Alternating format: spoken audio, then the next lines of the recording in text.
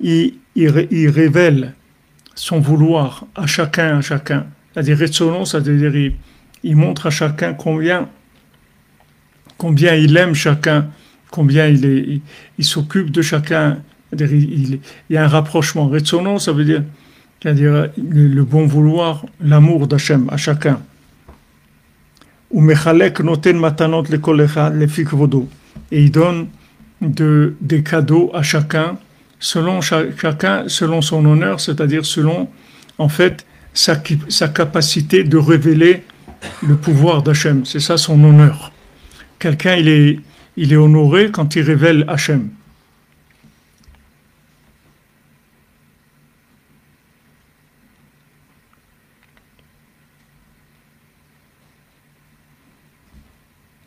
Omeromem karnam, et il élève leur statut. Vzeprinat kiferet ozamuata ou bertzoncha tarum karnenu. Comme on dit à Rosh Hashanah que Tiferet ozamuata, toi tu es la splendeur de notre force, et de ton bon vouloir tu as fait monter notre position, notre statut. Ki megale retzono omeromem karnam shel kol echad ve'echad, parce que il élève le vouloir et le statut de chacun. Remez le mesirat amlucha le banav bechayav. Ça, c'est une allusion au fait qu'il donne la royauté à ses enfants de son vivant. Donc, à Rosh Hashanah, comme on voit, comme Rabbi Nathan dit, que partout dans le monde, on dit Amelech, mais le seul endroit où on met la couronne à Hachem, à Rosh Hashanah, c'est à Ouman. À Ouman, à Rosh Hashanah, on fait vraiment l'acte de nomination du roi, de couronnement du roi à Ouman, à Rosh Hashanah. Pourquoi maintenant, dans toutes les synagogues du monde, chacun y fait un melech aussi, partout dans le monde, donc il y a quelque chose, une petite prina de ça, il y a quelque chose qui ressemble un petit peu à ça, qui est un peu connecté à ce qu'on vit à Ouman. Mais la chose principalement, là où elle se déroule dans toute sa puissance et sa véracité, c'est à Ouman. Pourquoi? Parce que le fait que maintenant le tzaddik il est soumis à Dieu, automatiquement il devient roi. C'est une halakha. C'est-à-dire Moshe Rabbeinu, il avait le statut de roi. Moshe Rabbeinu, c'est pas que c'était le tzaddik de la génération, c'est qu'il avait le statut de roi. Du moment où un tzaddik, il est tzaddik et sodolam, alors il a le statut de roi. C'est-à-dire Hachem, il lui donne la royauté.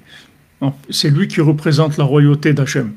Maintenant, tout celui qui va s'inclure dans le tzaddik, il va recevoir automatiquement cette royauté-là. Qu'est-ce que c'est cette royauté? C'est pas qu'on va lui donner des avantages fiscaux, qu'on va lui faire cadeau une Mercedes avec un chauffeur. C'est pas ça qu'on va lui donner.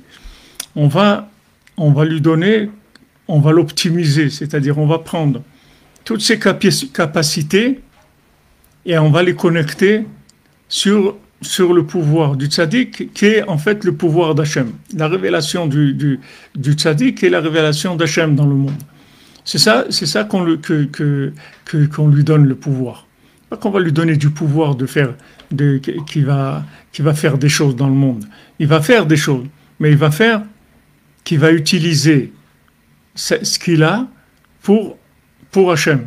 Comme des fois dans des pays où ils prennent des usines ou autres dans des moments de guerre, et maintenant cette usine-là, elle travaille pour l'État, c'est tout. C'est-à-dire tout ce qu'elle faisait, maintenant elle fait la même chose, mais au lieu que ce soit une entreprise privée, c'est devenu une entreprise d'État. C'est plus une entreprise privée. Alors maintenant, une fois que quelqu'un il vient au man, il est connecté avec le tzaddik, alors son entreprise, c'est plus une entreprise privée.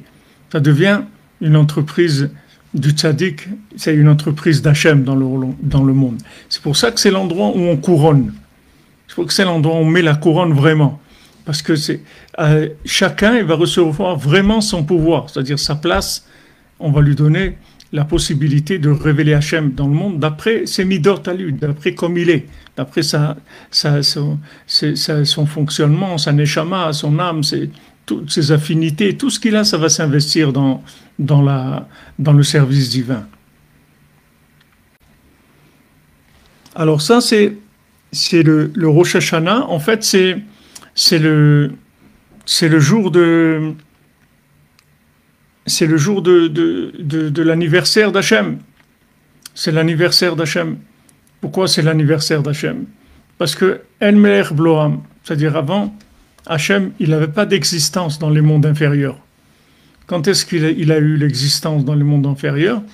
Du moment où il a été reconnu par l'homme, alors il a commencé à exister dans les mondes inférieurs. Donc le jour de Rosh Hashanah, c'est le jour de la révélation du pouvoir d'Hachem, puisque c'est le jour où on se soumet à lui et on vient et on fait les comptes, on lui dit voilà, on a fait ça et ça, on te demande pardon, qu'on n'a pas respecté ta parole, ou qu'on a enfreint ce que tu attendais de nous, qu'on n'a pas fait assez, ou etc. C'est-à-dire on positionne notre vie par rapport à lui. Ça s'appelle lui donner la royauté. Et à ce moment-là, quand nous, on lui donne la royauté, on le reconnaît en tant que roi, nous-mêmes, après, on devient roi dans notre domaine à nous. On a maintenant le pouvoir d'utiliser toutes nos capacités pour révéler Hachem.